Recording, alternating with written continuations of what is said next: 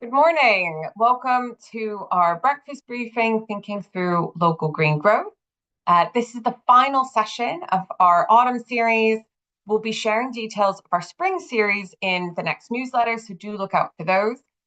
These are short 45-minute long sessions to help busy policymakers better understand evidence around economic growth topics. I'm Megan Streb. I'm head of outreach at Warwick Centre for Local Economic Growth. We help to make local growth policy more cost-effective through better use of evidence and evaluation. Do submit questions in the Q&A part of Zoom throughout. And at the end of the two presentations, we're going to move on to a short Q&A period. If we don't get a chance to answer all your questions, we will be answering a number of them on our online forum, K-Hub. More details on that at the end of the session. So with no further ado, I'm going to hand over to Esin Serin, who's Policy Fellow at the Grantham Research Institute on Climate Change and the Environment. Right, over to you, Esin. Thank you, Megan, and thank you all for the opportunity to present today. I'll share my slides.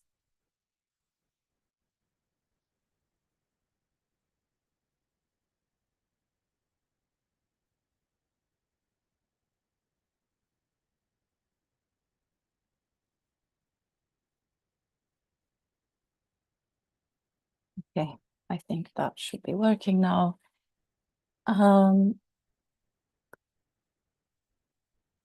Yes, as Megan introduced, I'm a policy fellow at the Grantham Research Institute of LSE, and I'll use the next 15 minutes or so to present an overview of some work we have done, which can help us think through green growth at the local level. And the overarching question I ask will be how the green transition and investment in green technologies and supply chains are likely to impact different parts of the UK. And at the end, we will have some time for a Q&A discussion, as Megan said. So just a few words of introduction to my institute. We're a Centre for Multidisciplinary Policy Relevant Research on Climate Change and the Environment. We're based at the London School of Economics, and we also have a sister institute with a similar name at Imperial College London. Our chair, Nick Stern, led the 2006 study called the Stern Review into the Economics of Climate Change. And this study concluded that the benefits of strong and early action on climate change far outweigh the costs of inaction. And that conclusion essentially marked a turning point on how climate change was incorporated into UK policy thinking. When it comes to the sustainable growth question, we have a really strong collaboration with the Centre for Economic Performance and also with colleagues who are part of the Programme for Innovation and Diffusion and the Productive and Inclusive Net Zero Research Project. And everything I'll present today is a product of that collaboration.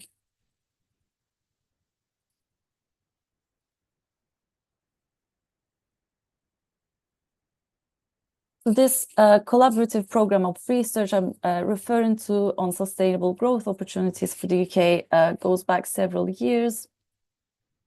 The overarching story we try to tell is that the only growth model that's sustainable for the UK is one that's consistent with efforts to address climate change. And we support this argument using various data sets to point to sectors and technologies that the UK either is or can likely be competitive on the world stage so that it can capture growth and export opportunities. A few of these data sets we use allow us to say something about how the opportunities are likely to be distributed across different places in the UK, which I'll be drawing on today. And what this slide is showing is over the years, this collaboration produced several reports looking at the sustainable economy as a whole. These are displayed on the top line here. We also produced what we call deep dive reports into specific sectors. And these are some technologies that grabbed our interest based on our own analysis that showed the UK has important strengths over other countries in these areas. So we wanted to take a deeper look. The charts I'll present today are coming from our most recent 4 charts, which I've circled in red here.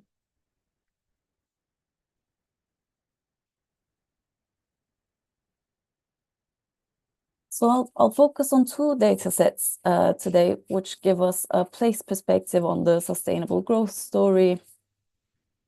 These are the data city and patents, and I'll introduce these in a bit more detail in the following slides when I come to them. And these are some example questions that we're able to explore using these data sets. So where are clean firm activities taking place? What are the types of clean firm activities taking place? And then on innovation, we can look at the location of clean innovation, but also take that a step further and explore how returns to investments in innovation vary regionally. So yes, firstly on the data city, this is a data set of firms which classifies them based on textual descriptions of their activities found on their own websites. It uses AI and expert-in-the-loop training to do that. The data city calls these real-time industrial classifications.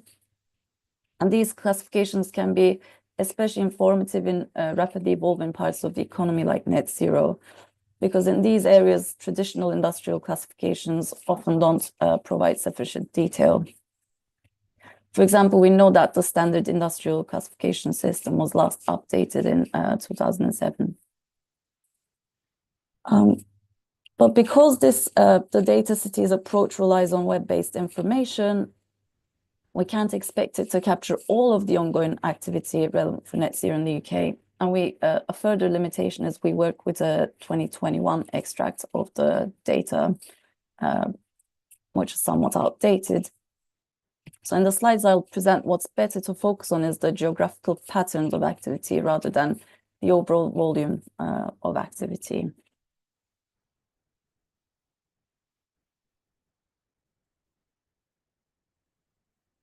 So this is our first map from this analysis. It displays business sites of firms operating in the low carbon buildings space. So for today, I just selected a couple of example green technologies for demonstration. But in our reports, in the underpinning reports, there are equivalent maps for some other technologies as well. The bubbles here are sized by the number of business sites aggregated at the local authority district level. And the bar chart on the right-hand side shows business site count by region. And it also splits business sites by whether the owner firm is classified as a service or non-service firm. And the high-level takeaway from this is that business sites with activities relevant for low carbon buildings are fairly well distributed across the UK, although the greatest share of activity is still observed in the readily well-off regions of London and the southeast. So in these regions with a greater number of business sites overall, we see there are more service firms than non-service firms, but that trend actually reverses if we look at regions with fewer business sites overall, like the West Midlands and Yorkshire and Humber. Well, this is the equivalent map for offshore wind, which is the second technology example I picked for today. And London is again one of the top regions, but probably unsurprisingly, this time Scotland is actually taking the lead in this area.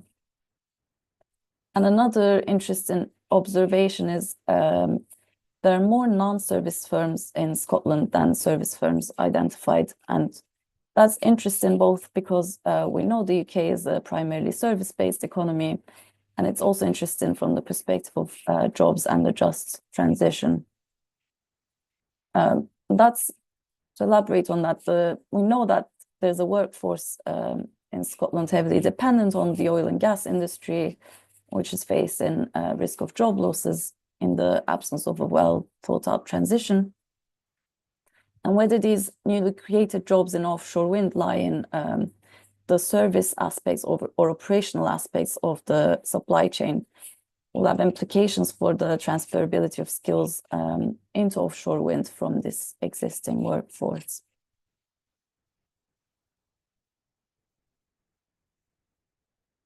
With this chart, we zoom out to look at clean firms as a whole. And what this presents is count of clean firms broken down by broad categories of activity within clean.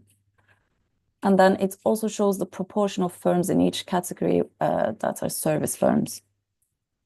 And what we see is quite a bit of variation across the different categories. The largest single category is demand side management and digital. And then that's followed by low carbon energy generation and energy storage. For these kinds of high volume firm categories, there's close to a 50-50 breakdown between service and non-service firms. But if we look at the other end of the chart, some areas with much smaller firm activity like climate adaptation and sustainable finance, we see that the proportion of service firms approaches almost 90%.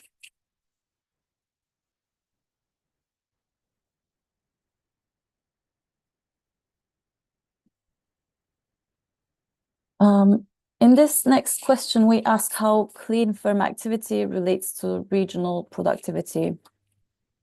And this first chart here shows that more productive regions tend to host a higher share of the UK's clean firm sites. And some examples are Inner London East, Berkshire, Buckinghamshire, and Oxfordshire. These stand out for having particularly high productivity as well as a high share of clean firm sites. But what we know is that these more productive regions tend to have more firms in general. So it's not that surprising that they're also home to a large number of clean firms. And what we do next is control for that factor. And the result is this second chart. So now instead of looking at the simple count of clean firm sites in a given region, we divide that by the total number of firm sites in that region. And this time what we see is actually a negative correlation between the intensity of clean firm sites and regional productivity. So in other words, less productive areas have a higher fraction of firms classified as clean than the more productive areas. So that was the last chart from the data city I wanted to present today. And I'll now turn to patents data. Patents allow us to locate inventors across the UK and consider how the intensity of clean innovation varies across the country. Taking a step back on why we analyze patents in the first place, because patents are a key measure of innovation output, and they could be a good guide to where future value will be generated. But that's only a conditional guide, because translating innovative capability in a place into longer term returns and jobs would be contingent on timely investments to develop relevant supply chains in those same places.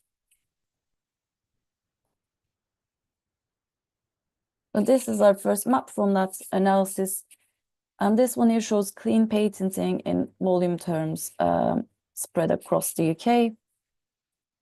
What we see is a high share of the UK's clean patents lie around London and the southeast. And this kind of pattern is consistent with geographical patterns of R&D activity more generally, because that tends to be concentrated in what we call the Golden Triangle, which includes the part between Oxford, Cambridge, and London, a triangle between the cities.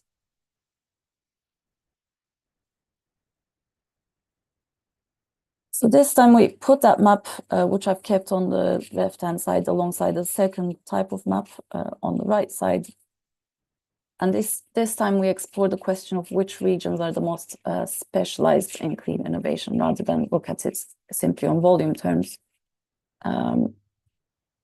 Clean patenting intensity, we calculate this as patenting in clean technologies as a share of total patenting in a given region.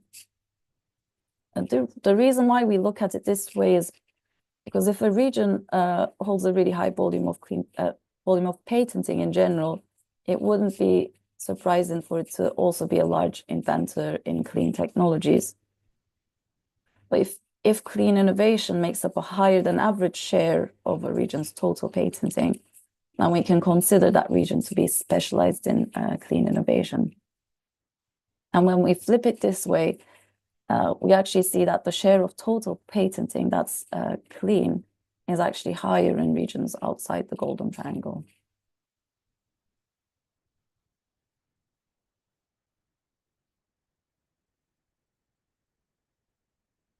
This time we zoom into a specific technology and focus specifically on patenting in relevant for tidal stream energy. With this map, we see northeastern Scotland and the Highlands and Islands having really high patenting intensities in tidal stream energy. And for those familiar with this field, that's not surprising because these parts are actually home to important marine energy research facilities. Some other regions with high patenting intensity for tidal stream technologies include Northern Ireland, Cumbria, Devon, Cornwall, and the Isles of Sicily.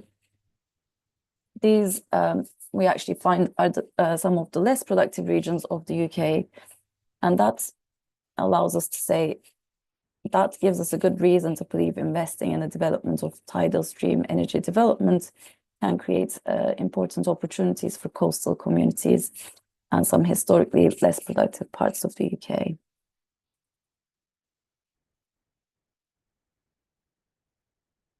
And this is just the second technology example I selected for today. This one is looking specifically at patenting intensity for carbon capture, usage, and storage. And with this one, we see greatest patenting intensity lies in the southeast, but that's followed really closely by areas around the industrial clusters in Teesside and Merseyside. And that suggests investments in developing CCUS supply chains can create opportunities in the UK's industrial heartlands. And there's actually been a major announcement on CCUS contracts yesterday.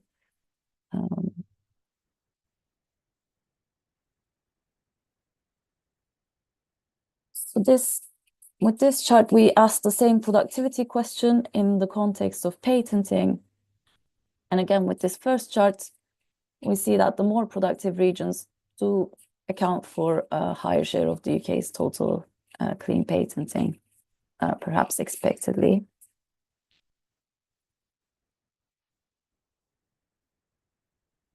But we see the picture changes when we flip the question to be about clean patenting intensity, as opposed to the simple volume of patents in a given region. So this time, actually, the share of total patenting that's clean within a region displays a negative relationship with regional productivity. And so in other words, less productive regions are relatively more specialized in clean innovation. And just a final piece of analysis to introduce for today. Up to this point, I mainly talked about where innovation occurs, but this is taking that a step further to look at the economic value that such innovation can bring to different regions. And the key question we ask is whether the benefits of investments in clean innovation are mainly felt within the region they're made or elsewhere. And to do this, we use the ICE-TRACS methodology developed by colleagues. In the interest of time, I won't go into the detail of this methodology, but what we need to know essentially is that it's a methodology to estimate the returns to investments in innovation in different technology fields. For this analysis, what we do is split the UK into two broad regions. The first is the Golden Triangle, and then the rest of the country, we analyze it as a single aggregated region. The bubbles on this chart, each bubble represents a technology field. The greens are green technology fields, and the oranges are some other trending technologies like wireless, AI, robotics. And this first chart is about returns to investments in innovation made outside the Golden Triangle regions. What the horizontal axis shows is the extent of the returns to investment in innovation in a given field that's retained in that region that it's made. And then the vertical axis shows the extent of the returns that spill over to the other region, and the other region being the Golden Triangle in this case.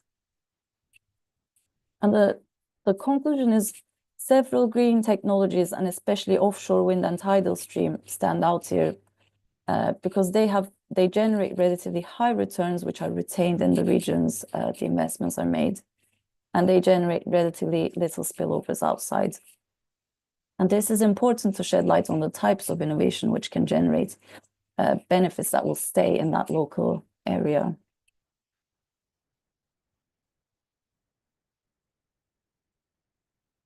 In this second chart, this time we look at investments in innovation made inside the Golden Triangle and the extent of the returns then retained in the Golden Triangle versus those that spill outside.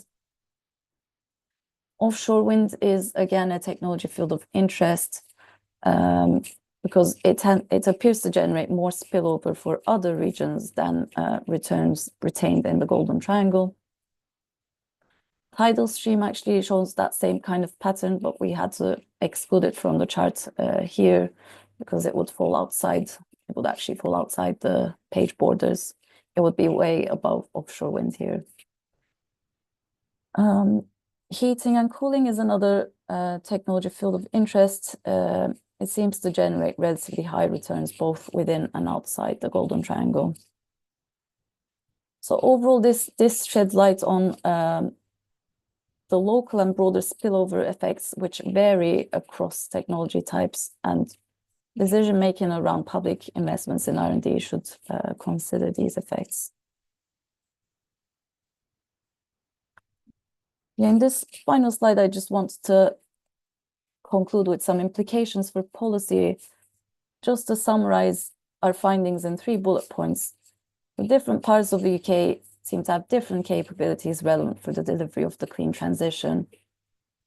Less productive regions appear more specialized in clean capabilities, and investments in clean technologies have the potential to generate returns in less innovation-intensive regions.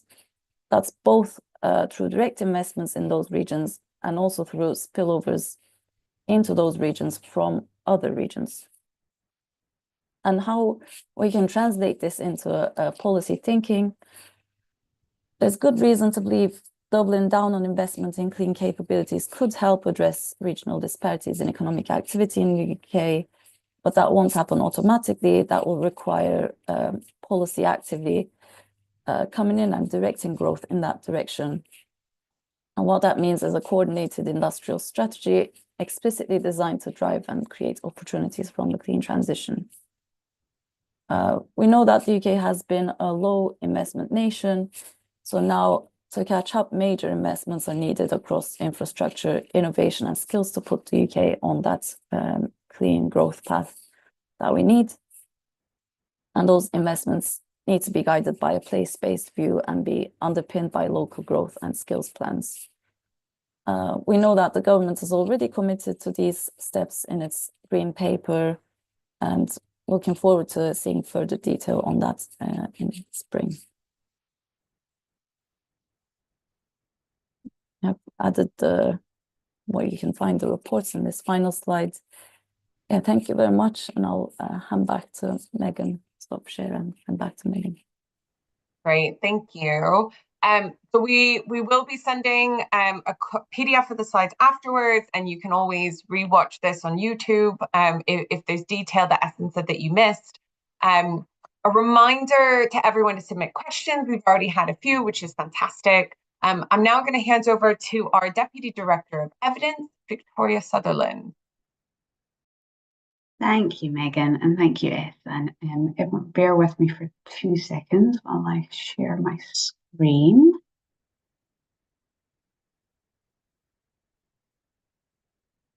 Okay, great. So Esin's presentation was great, and I think there's so much for all of us to think about in there. I want to talk just very briefly about thinking about local green growth policies.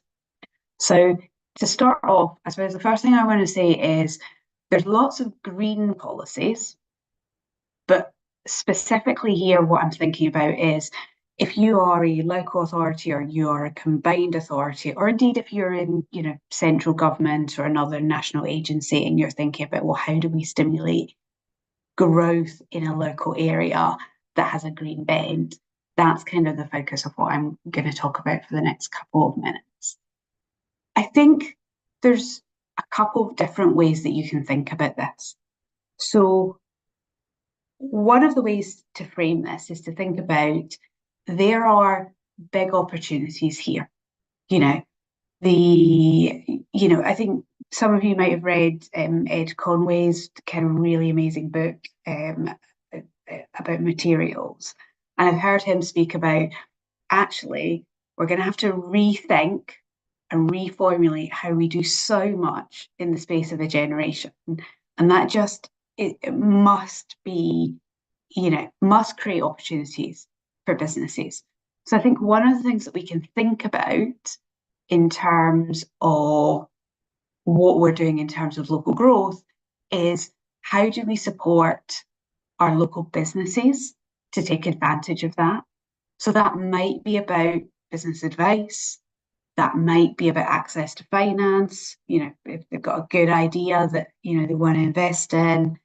And really importantly, and I think Esin's presentation kind of stressed this, I think there's a big thing around supporting research and development. I think there's also going to be inward investment. So it's worth thinking about, what might you do to attract appropriate inward investment into your area? It's not just going to be about the businesses that you've already got. But I think also we need to think about individuals, not just businesses. So how do we make sure that we are upskilling workers to be able to take advantage of the job opportunities that might be coming forward? So that's the positive bit of it. I think the negative bit of it is that this transition is going to have costs as well as benefits. And as Esin alluded to, there are some areas where, for example, they might be highly dependent on oil and gas as an industry, or perhaps, you've got manufacturing, which is very energy intensive, that faces competitive pressures. So there are definitely going to be businesses that are at risk and individual workers that are going to be at risk. So I think it's worth thinking as well about what policies do we need to support those businesses and those workers. And actually, even when a business isn't at risk, there are going to be things that business is going to have to think about. So if we're using energy, how do we get more energy efficient? Going forward, perhaps, manufacturing businesses in particular, that's going to be an increasing concern. I think there are also other policies that local authorities, combined authorities, etc., should be thinking about. So I think one of those is about, when you're making investments, what is the nature of those investments?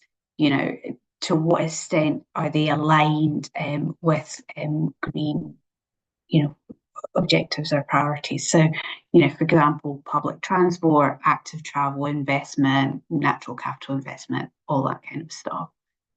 Investing actually even into, I was having a conversation the other week with someone about some projects to improve the energy efficiency of council buildings and council vehicles.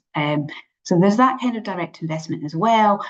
I think another thing that's really interesting is thinking about what levers do you have at disposal that might help encourage the adoption of green practices. So the idea there is about, using your purchasing power to get your businesses to get ahead of the game so that they've got, the skills and the expertise to be able to deploy more widely across the market as the market begins to pick up. So procurement's a kind of a key lever there, but there are other potential ones as well.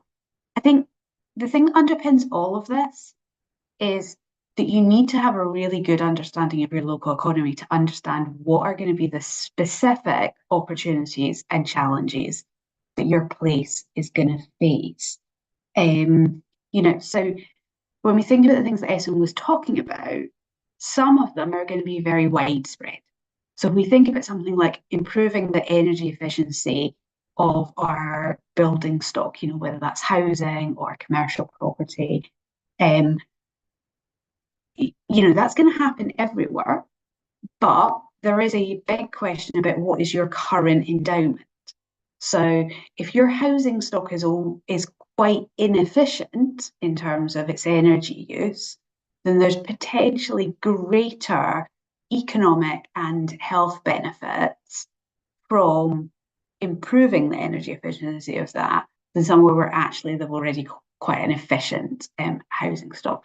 So actually understanding your underpinning endowments, both in terms of industrial structure, research and development capabilities, and other endowments, is a really important place to start.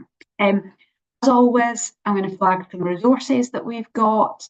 So starting with that kind of understanding your local economy, we've got a newish webpage on local growth plans. It has links to a number of resources in terms of how to understand your local economy. We also run training on that. So we have 2 dates in the diary already for kind of the very end of January, so Thursday the 30th and the beginning of February, Monday the 3rd. So if people are interested in coming on our training on that, do have a look on the website and sign up. And just to flag that we've got additional resources coming next year on kind of using data to understand your local economy. So keep an eye out for that, sign up for the newsletter. That's always the best way to find out about new publications. Other things I talked about, so this idea of workers at risk. We've got a couple of resources on responding to major job losses or major economic shocks. So take a look at them. We've also got resources in terms of things like apprenticeships and employment training.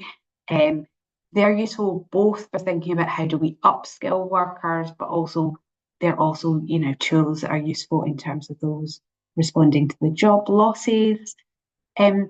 Lots of evidence reviews on supporting businesses. So here I've just pulled out the ones on supporting research and development, but we've also got ones on access to finance and business advice.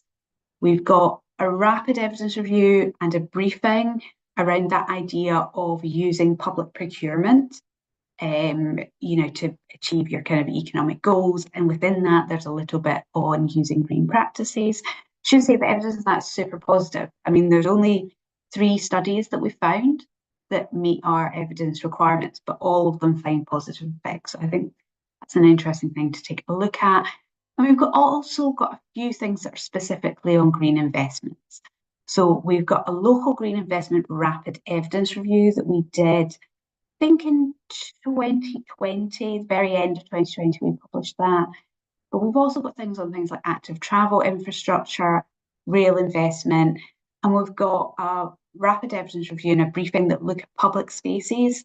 And within that, one of the things that looks at is kind of green spaces and the roles that they play in local economic growth. So there's lots of things on the website that I think are relevant. There's not really an evaluation evidence on making, local green investments or on green policies.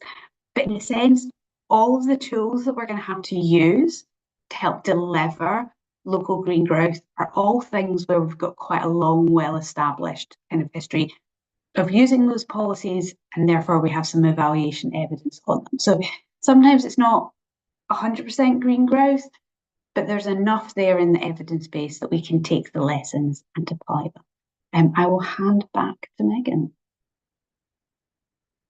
Thank you so much, Victoria. I'd like to also invite Henry and Esin to join us. I know we are pushed for time. I'm fingers crossed, most of the people who ask questions are local government officers and can join us on K-Hub because there's a lot to get through. Quite a few are about that difference in productivity. So the idea that lower productivity places seem to actually be specializing and it's a higher proportion. That kind of links to a couple other questions people had about how this fits into leveling up and spatial disparities. Esin, is there any more within your research on, what this looks like? I think I would highlight our research definitely does show the opportunity in terms of leveling up if we double down on this clean transition agenda. But what I would highlight is we showed the opportunity, but this certainly doesn't automatically lead to results. It's going to require active policy, both at the national level, and that needs to be translated into local level decision making. So it's that interaction between local and national level policy that's going to make this a reality. I would say, yes, we do highlight the opportunity, but it's actually more homework for policy to make that happen. There's no easy wins here. Yeah, thank you.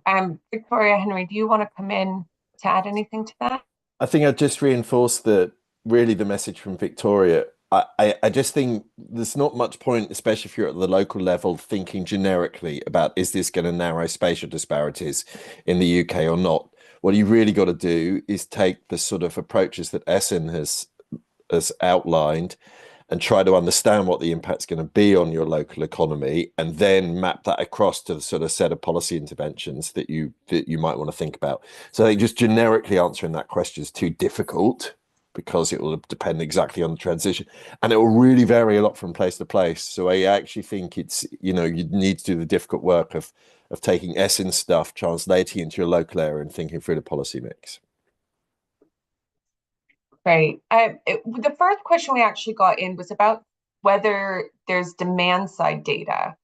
And I'm wondering if this also links to the types of different sectors and different firms within this clean energy banner, and how much demand side data actually matters for these different types of firms. Can I come in on that? I mean, Esin will have an answer on whether they've done any research looking at the demand side. I suppose my take on it would be, if you are a local authority or a combined authority, I'm not sure I would be that worried about the demand side. I would say it's up to the businesses to understand whether or not there is the demand for the products that they are, innovating around or that they are expanding to deliver. And your job is to be supportive of that. I don't think it's for the local authorities to be in the kind of, the market making or the kind of deciding, the picking winners kind of business. I think it's their job, they have a role to play in terms of supporting the businesses, but the understanding of demand is really the business's job rather than local authorities. Yeah, but let me chip in on that.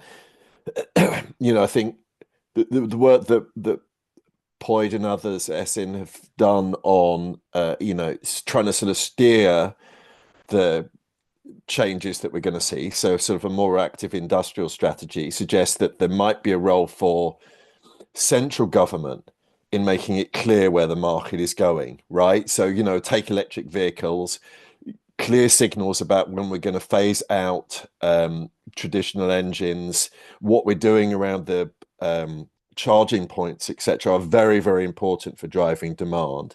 I think that most of those, it's probably appropriate to think about at the national level.